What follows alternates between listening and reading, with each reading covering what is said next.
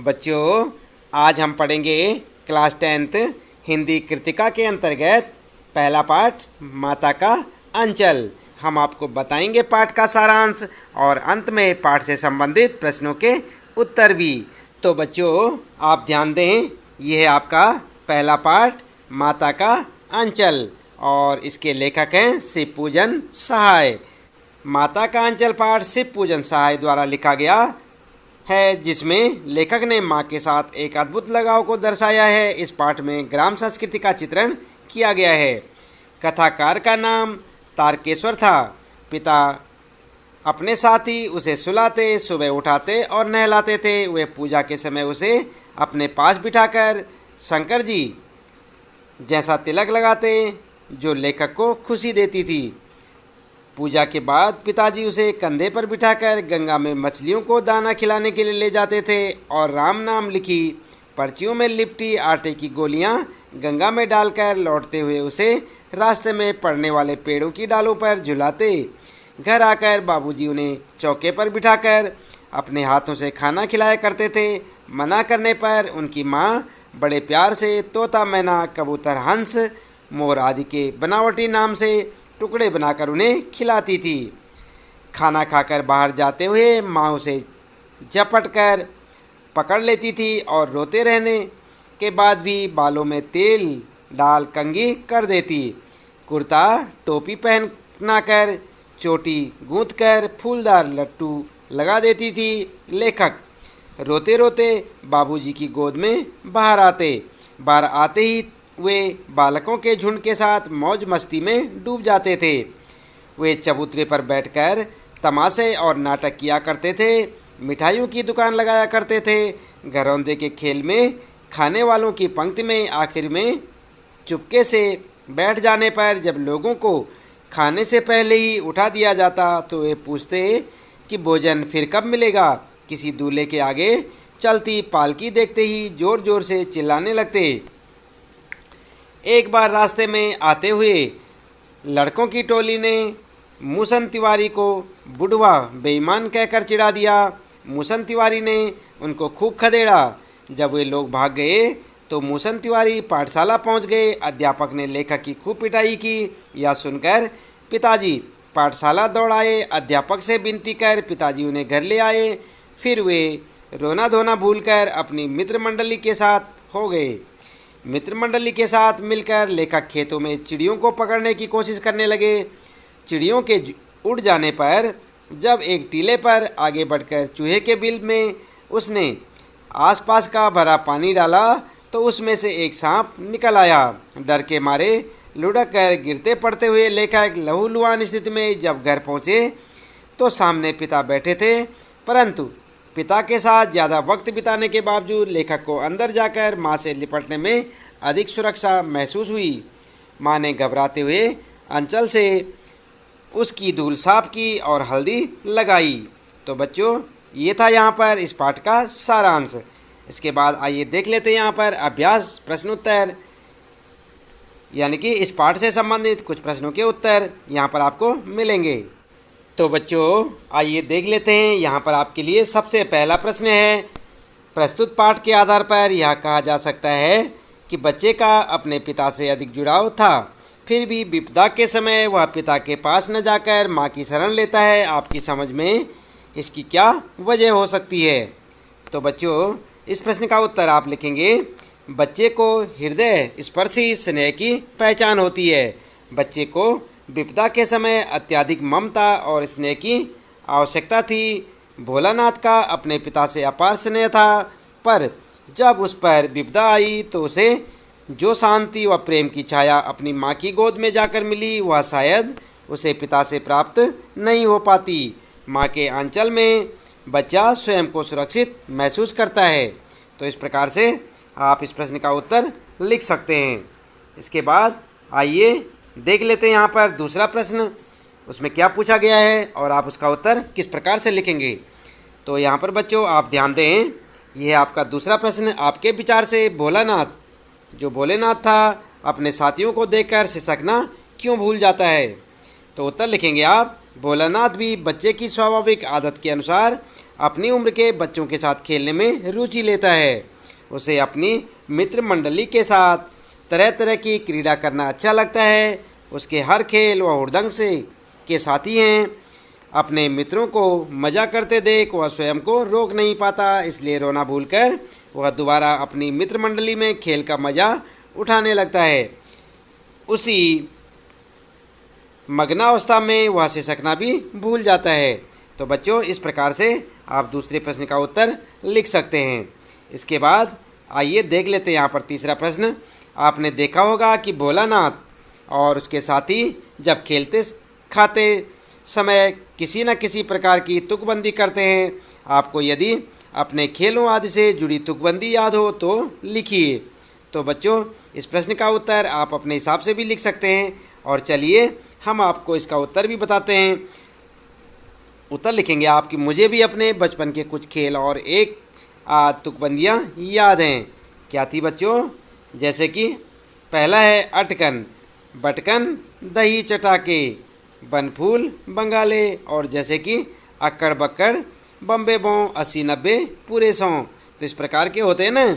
आपने भी खेल खेले होंगे और वहाँ पर तुकबंदियाँ होती हैं। तो इस प्रकार से आप लिख सकते हैं। और अन्य भी यदि आपको आती हैं तो वो भी तुकबंदियाँ आप यहाँ पर लिख सकते हैं। इसके बाद अगला प्रश्न है यहाँ पर चौथा प्रश्न बच्चों। भोलानाथ और उसके साथियों के खेल और खेलने की सामग्री आपके खेल और खेलने की सामग्री से किस प्रकार से भिन्न है? तो आप ध्यान दें, उत्तर लिखेंगे भोलानाथ व उसके साथी खेल के लिए आंगन व खेतों पर पड़ी चीज़ों को ही अपने खेल का आधार बनाते हैं। उनके लिए मिट्टी के बर्तन, पत्थर, पेड़ों के पत्ते, गीली मिट्टी, घर के सामान आदि वस्तुएं थी जिससे वह खेलते व खुश होते। आज ज़माना बदल चुका है। आज माता पिता अपने बच्चों का बहुत ध्यान रखते हैं। वे बच्चों को बेफिक्र खेलने घूमने की अनुमति नहीं देते। हमारे खेलने के लिए आज क्रिकेट का सामान, भिन्न भिन्न तरह के वीडियो गेम, कंप्यूटर गेम आदि बहुत सी चीज़ें हैं। इनकी तुलना में बहुत अलग है। भोलानाथ जैसे बच्चों की वस्तुएं सुलभता से व बिना मूल्य खर्च किए ही प्राप्त हो जाती हैं, परंतु आज खेल सामग्री स्वनिर्मित न होकर बाजार से खरीदनी पड़ती है। आज के युग में खेलने की समय सीमा भी तय कर ली जाती है, अतः आज खेल में स्वतंत्रता नहीं होती है। इस प्रकार से आप उत्तर लिख सकते हैं। यही फ़र्क था भोलेनाथ के समय खेलने में और आज के, यानी कि आपके समय में खेलों में काफ़ी अंतर आ चुका है। इसके बाद पांचवा प्रश्न है बच्चों। पाठ में आए ऐसे प्रसंगों का वर्णन कीजिए जो आपके लिए आपके दिल को छू गए हों। तो ऐसे प्रसंग आपने पढ़े होंगे, उन्हें आप लिख सकते हैं और चाहे तो ऐसे उत्तर में आप यहाँ से लिख सकते हैं। पाठ में ऐसे कई प्रसंग आए हैं जिन्होंने मेरे दिल को छू लिया या हमारे दिल को छू लिए। जो पहला प्रसंग है, रामायण पाठ कर रहे अपने पिता के पास बैठा हुआ भोलानाथ का आईने में अपने को देखकर खुश होना, और जब उसके पिताजी उसे देखते हैं तो लजाकर उसका आईना रख देने की अदा बड़ी प्यारी लगती है। इसके बाद दूसरी, बच्चे का अपने पिता के साथ कुश्ती लड़ना, शिथिल होकर बच्चे के बल को बढ़ावा देना और पछाड़ खाकर गिर जाना, बच्चे का अपने पिता की मूंछ खींचना और पिता का इसमें प्रसन्न होना बड़ा ही आनंदमयी प्रसंग है। इसके बाद अगला लिखेंगे बच्चों, आप लिख सकते हैं, बच्चों द्वारा बारात का स्वांग कर रचते हुए समधी का बकरे पर सवार होना, दुल्हन को लिवा लाना, पिता द्वारा दुल्हन का घूंघट उठाने पर सब बच्चों का भाग जाना। बच्चों के खेल में समाज के प्रति उसका रुझान झलकता है, तो दूसरी ओर उनकी नाटकीयता, स्वांग, उनका बचपना भी झलकता है। और चौथा, कहानी के अंत में भोलानाथ का माँ के आंचल में छिपना, सिसकना, माँ की चिंता, हल्दी लगाना, बाबूजी के बुलाने पर भी माँ की गोद न छोड़ना। यहाँ पर माँ लिखें आप बच्चों, मन ना लिखें। माँ की गोद न छोड़ना मर्म स्पर्शी दृश्य उपस्थित करता है, अनायास माँ की याद दिला देता है। इस प्रकार से आप उत्तर लिख सकते हैं। इसके बाद छठा प्रश्न है बच्चों यहाँ पर आपके लिए, प्रश्न नंबर 6। इस उपन्यास अंश में 30 के दशक की ग्राम्य संस्कृति का चित्रण है। आज की ग्रामीण संस्कृति में आपको किस तरह के परिवर्तन दिखाई देते हैं? आप लिखेंगे बच्चों उत्तर में, नंबर 1, गाँव में हरे भरे खेतों के बीच वृक्षों के झुरमुट और ठंडी छाँव में छाँव से घिरे कच्ची मिट्टी एवं छान का घर हुआ करता था। उस ज़माने में बच्चों, कब आज से काफ़ी साल पहले, यानी कि 30वें दशक की बातें की जा रही हैं। तो उस समय क्या होता था, गांव में हरे भरे खेतों के बीच वृक्षों के झुरमुट और ठंडी छाँव से घिरा कच्ची मिट्टी एवं छान का घर हुआ करता था। आज ज़्यादातर घर गाँव में पक्के मकान देखने को मिलते हैं। नंबर दूसरा आप क्या लिख सकते हैं, पहले गाँव में भरे पूरे परिवार होते थे, आज एकल संस्कृति ने जन्म लिया है। तो पहले क्या होता था बच्चों, गांव में परिवार होते थे, बड़े बड़े परिवार होते थे, और जिनमें 10-10, 20-20 तक भी परिवार के सदस्य होते थे। लेकिन आज क्या होता है, पति पत्नी और 1-2 बच्चे उनके। तो कुल मिलाकर आज क्या होता है, एकल संस्कृति ने जन्म ले लिया है।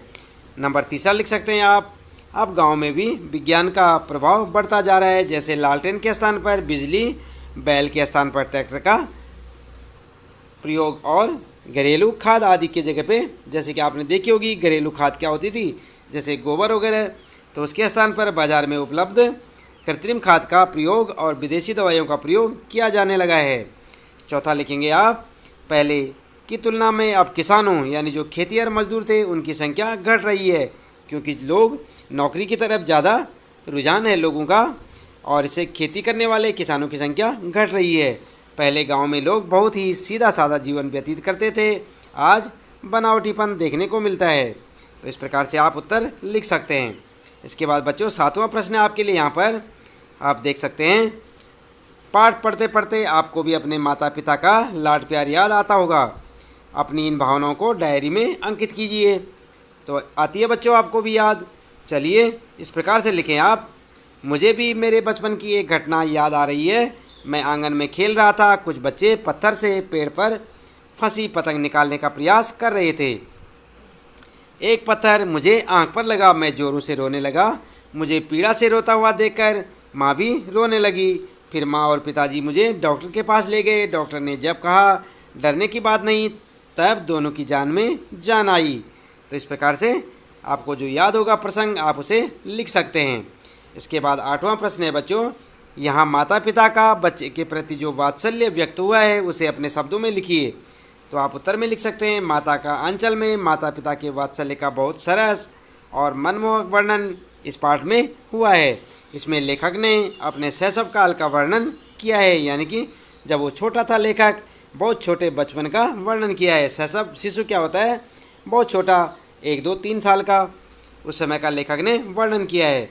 भोलानाथ के पिता के दिन का आरंभ ही भोलानाथ के साथ शुरू होता है। उसे नहलाकर पूजा पाठ करना, उसको अपने साथ घुमाने ले जाना, उसके साथ खेलना, उसकी बाल सुलभ क्रीड़ा से प्रसन्न होना, उसके स्नेह और प्रेम को व्यक्त करता है। भोलानाथ की माता वात्सल्य व ममत्व से भरपूर माता है। भोलानाथ को भोजन कराने के लिए उनका भिन्न भिन्न तरह से स्वांग रचना एक स्नेही माता की ओर संकेत करता है, जो अपने पुत्र के भोजन को लेकर चिंतित है। इस प्रकार से आप लिख सकते हैं। आगे दूसरी ओर उसको लहूलुहान व भय से कांपता देखकर माँ भी स्वयं रोने व चिल्लाने लगती है। अपने पुत्र की ऐसी दशा देखकर माँ का हृदय भी दुखी हो जाता है। माँ का ममतालु मन इतना भावुक है कि वह बच्चे को डर के मारे कांपता देखकर रोने लगती है। उसकी ममता पाठक को बहुत प्रभावित करती है। तो इस प्रकार से बच्चों आप इस प्रश्न का उत्तर लिख सकते हैं। अगला प्रश्न आपके लिए 9वां प्रश्न, यहाँ पर ध्यान दें आप, माता का अंचल शीर्षक की उपयुक्तता बताते हुए कोई अन्य शीर्षक सुझाइए। तो आप अपने हिसाब से भी लिख सकते हैं और चाहे तो यहाँ देखकर इस प्रकार आप उत्तर लिखें। लेखक ने इस कहानी के आरंभ में दिखाया है कि भोलानाथ को ज़्यादा से ज़्यादा समय पिता के साथ बीतता है। जो भोलानाथ है बच्चों, उसका समय किसके साथ बीतता है, पिता के साथ। कहानी का शीर्षक पहले तो पाठक को कुछ अटपटा सा लगता है, पर जैसे जैसे कहानी आगे बढ़ती है बात समझ में आने लगती है। कैसे बच्चों, क्योंकि पाठ का भोलानाथ का ज़्यादातर समय अपने पिता के साथ बीतता है, और जबकि पाठ का नाम क्या रखा हुआ है, माँ का आंचल, इसलिए आपको अटपटा लगता है कि नहीं। पर जैसे जैसे कहानी आगे बढ़ती है बात समझ में आने लगती है। इस कहानी में माँ के आंचल की सार्थकता को समझाने का प्रयास किया गया है। भोलानाथ को माता व पिता दोनों से बहुत प्रेम मिला। उसका दिन पिता की छत्र छाया में ही शुरू होता है। पिता उसकी हर क्रीड़ा में सदैव साथ रहते हैं, विपदा होने पर उसकी रक्षा करते हैं। परंतु जब वह सांप से डरकर माता की गोद में आता है और माता की जो प्रतिक्रिया होती है वैसी प्रतिक्रिया या उतनी तड़प एक पिता में नहीं हो सकती। माता उसके भय से भयभीत है, उसके दुख से दुखी है, उनके आंसू से खिन्न है। वह अपने पुत्र की पीड़ा को देखकर अपनी सुध बुध खो देती है। बस इसी प्रयास में है कि वह अपने पुत्र की पीड़ा को समाप्त कर सके। माँ का यही प्रयास उसके बच्चे को आत्मीय सुख व प्रेम का अनुभव कराता है। उसके बाद तो बात शीशे की तरह साफ हो जाती है कि पाठ का शीर्षक माता का आंचल क्यों उचित है। तो आप समझ गए ना बच्चों, क्यों रखा यहाँ पर माता का आंचल इस पाठ का नाम। पूरे पाठ में माँ की ममता ही प्रधान दिखती है, इसलिए कहा जा सकता है कि पाठ का शीर्षक सर्वथा उचित है। इसका अन्य शीर्षक हो सकता है माँ की ममता, और अन्य शीर्षक बच्चों आप भी सुझा सकते हैं या आप अपने हिसाब से लिख सकते हैं।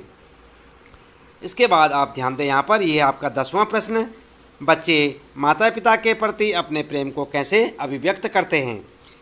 तो आप उत्तर में लिखेंगे, बच्चे माता पिता के प्रति अपने प्रेम की अभिव्यक्ति कई तरह से करते हैं। नंबर 1, जैसे कि माता पिता के साथ विभिन्न प्रकार की बातें करके अपना प्यार व्यक्त करते हैं। नंबर 2, माता पिता को कहानी सुनाने या कहीं घुमाने ले जाने की या अपने साथ खेलने को कहकर। अगला लिख सकते हैं आप, वे अपने माता पिता से रोध होकर या जिद करके कुछ मांगते हैं और मिल जाने पर उनको विभिन्न तरह से प्यार करते हैं। चौथा, माता पिता के साथ नाना प्रकार के खेल खेलकर। 5वां, माता पिता की गोद में बैठकर या पीठ पर सवार होकर। और 6ठा, माता पिता के साथ रहकर उनसे अपना प्यार व्यक्त करते हैं। इस प्रकार से आप लिख सकते हैं बच्चों। 11वां प्रश्न का उत्तर होगा, और 11वां प्रश्न आपका, इस पाठ में बच्चों की जो दुनिया रची गई है वह आपके बचपन की दुनिया से किस तरह भिन्न है। तो आप उत्तर लिखेंगे, प्रस्तुत पाठ में बच्चों की जो दुनिया रची गई है उसकी पृष्ठभूमि पूर्णतया ग्रामीण जीवन पर आधारित है। प्रस्तुत कहानी 30 के दशक की है। तत्कालीन समय में बच्चों के पास खेलने कूदने का अधिक समय हुआ करता था, उन पर पढ़ाई करने का आज जितना दबाव नहीं था। ये अलग बात है कि उस समय उनके पास खेलने के अधिक साधन नहीं थे। वे लोग अपने खेल प्रकृति से ही प्राप्त करते थे, उसी प्रकृति के साथ खेलते थे। उनके लिए मिट्टी, खेत, पानी, पेड़, मिट्टी के बर्तन आदि साधन थे। आज 3 वर्ष की उम्र होते ही बच्चों को नर्सरी में भर्ती करा दिया जाता है। आज के बच्चे क्या करते हैं, वीडियो गेम, टीवी, कंप्यूटर, शतरंज आदि खेलने में लगे रहते हैं, या फिर cricket, football, hockey, badminton, cartoon आदि में ही अपना समय बिता देते हैं। इस प्रकार से आप उत्तर लिख सकते हैं। और अंतिम और 12वां क्वेश्चन है आपका, आप देख सकते हैं, फणीश्वर नाथ रेणु और नागार्जुन की आंचलिक रचनाओं को पढ़िए। तो बच्चों ये आपका काम है, आप इन रचनाओं को स्वयं से पढ़ें। उत्तर में देखें कि आप किस प्रकार से फणीश्वर नाथ रेणु का उपन्यास मैला आंचल पठनीय है और नागार्जुन का उपन्यास बलचनमा आंचलिक है। तो बच्चों आप इनको अगर आपको मिलें तो आप मैला आंचल और बलचनमा जरूर पढ़ें। तो ये था यहाँ पर इस पाठ से संबंधित सारे प्रश्न उत्तर और पाठ का सारांश जो कि हमने आपको यहाँ पर बताया, और उम्मीद है कि आपको अच्छे से ये पाठ समझ आया होगा। आज के लिए इतना काफ़ी है। आपका दिन शुभ हो।